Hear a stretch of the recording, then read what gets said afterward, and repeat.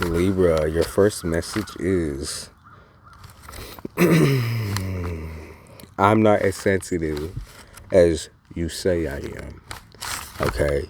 So you're telling somebody, I'm not as sensitive as you say or think I am. You're nothing like what some of these people say or think you are. And so the key to explaining this to folks is not explaining at all. It's just being who you are exactly, face value, it is what it is type shit. You don't have to explain to people that you are one way. You just don't, right? You show them. And you show them through ignoring or looking forwards and living your life actively, whether they realize that or not, eventually or someday. That is completely up to them, right? But they don't have to, right? You don't have to prove yourself. That's just out of that's especially if you've been dealing with someone for years and years and years. That's not even, that should be out of your mind, babe. You already know that they won't change their mind type shit, and that's the craziest part. So they did say, what do you want from me? So they're saying like, maybe internally you feel like you just can't understand, like, if a person hates you so bad, or if a person treats you so bad, why do they want to be in your life, right? But that's the wrong question. That's like a slew of wrong questions. It's not why they want to be there. It's like, what are they getting from you that they might be getting elsewhere, but it's like they need their fixings, right? When you think about addiction just doesn't make sense, right? When you think about someone smoking a cigarette every single motherfucking day, or smoking weed, or doing heroin or some shit, it just doesn't make sense, right? Because that's their normal, right? Their normal is to use people. Their normal is to be addicted. Their normal is to be crazy, anxious, suicidal, toss themselves off of a ridge somewhere. That's their normal, right? Your normal is different from their normal, right? So you can't keep looking at the situation like, oh, I don't understand if they hate me so bad. Why did they say they love me? Or why did they show me this and show me that if they don't show it to anyone else? But that's also an assumption that they don't show this side of themselves to anybody else. They might show it to you differently, but they still do this. Now, this is a normal thing for them. This is an everyday thing for them. They did say something about burning holes right through some people's faces. So you yourself could be staring at somebody, or someone staring back at you very, very, very intensely, very deeply, or perhaps someone's hitting you very deeply in an emotional way.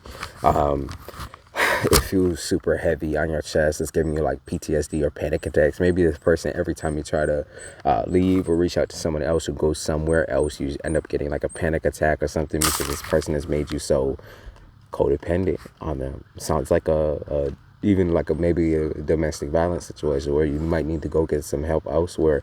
But they keep talking about how all eyes are on you, how a bunch of people are looking at you, burning holes through your face because you're so beautiful, because you're so unique looking. Your energy is very unique. You are they say you're attracting flies, so you're attracting people who are maybe not attractive on a physical scale at all, or maybe just not attractive in general, but you're attracting flies. So that's what they say. You're attracting people who act all similarly or the same, or they want the same thing. They did say something about how you have no time for dick or pussy. You don't really have time to be fucking around right now.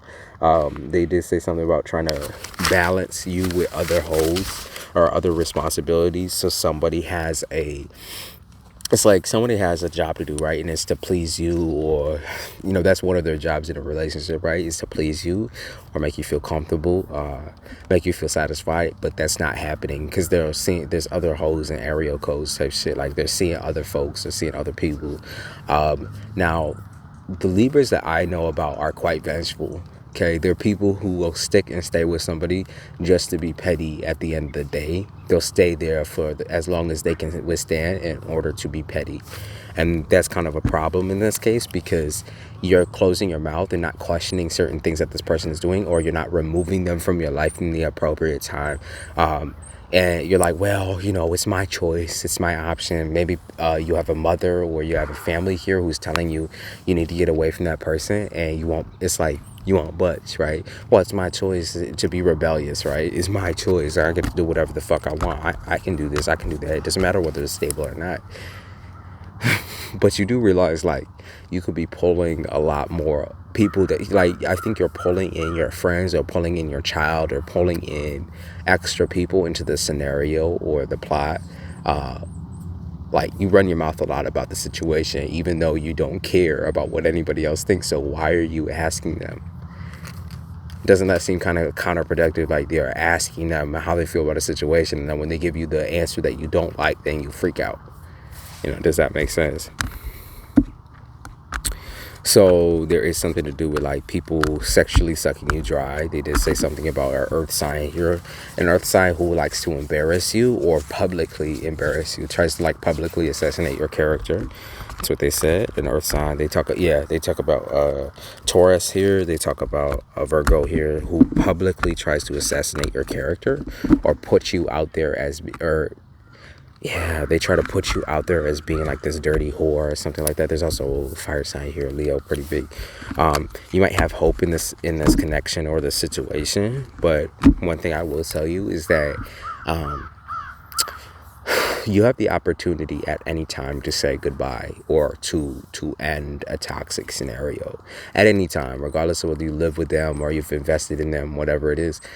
You have options to get out, and whether you choose to sit there and do nothing or do the research and get away the way that you need to, that's all up to you, right? Like, I can't force you to do the research. I can't force you to look into other means, right? There's so much that you can achieve alone. They keep talking about inherited wealth, and I feel like this is the wealth of knowledge. Like, there's so much there's so much that you have up in your brain, and as far as skill set goes, you're so good at what you do that you can make a lot of money off of this and not include anyone in on that benefit. So if people are asking you for benefits, or maybe you did start your own business and people keep asking you and asking you and asking you for shit, you owe them nothing. Okay? Not a pot to piss in, not a cot to sleep on. You don't owe them anything. Okay? You're starting new. You're starting fresh. It has nothing to do with these folks, nothing to do with anyone. You need to pursue your future, your business. You need to pursue your spiritual ascension. You need to pursue you becoming one of the biggest and brightest influencers out there. I can see influencing heavy on you. I see modeling as well for some folks. This is your job, okay? Your job is to become independent. Now, don't ignore that and don't lose focus of that just because people keep throwing shit in your way. They keep talking about moving here and how when you move, you're going to be able to open up astrologically, open up to spirituality and whatever your religion, whatever you focus on religiously, they say you're going to be able to focus on those things finally and open up in the way that you've always been seeking out and looking for. They are saying, like, this could be a thing that you make a lot of money off of.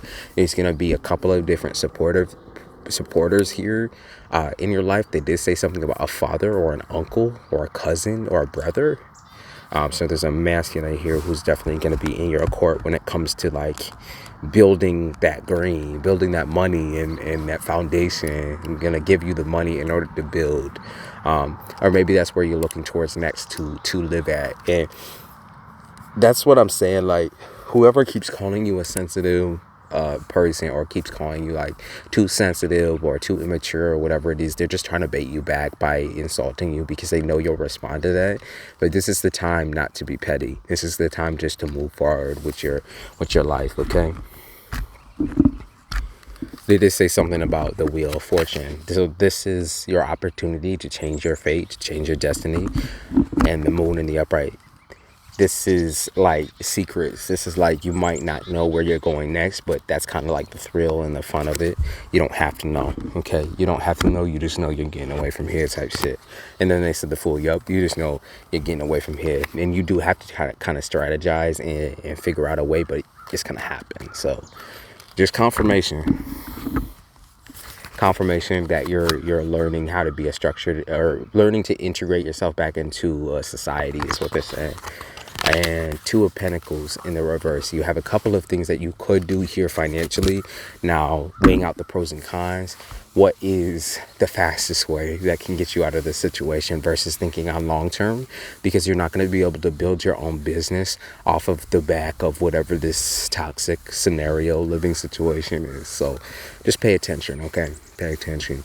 The divine message, most of all, is that you will become successful. You are one of those people that will become the small percentage of people that will become successful, okay? Absolutely. Okay, absolutely. I mean, there's so much confirmation here in your intuition and your clairaudience and how you'll build a loan and or maybe take out a loan type shit. But that's crazy, that's really crazy. And they also did say you're protected spiritually, and your healing is going to also equate to how much money you get. So that's interesting, right? All right, Libra, I appreciate you guys, and I'll see you in the next one. Goodbye.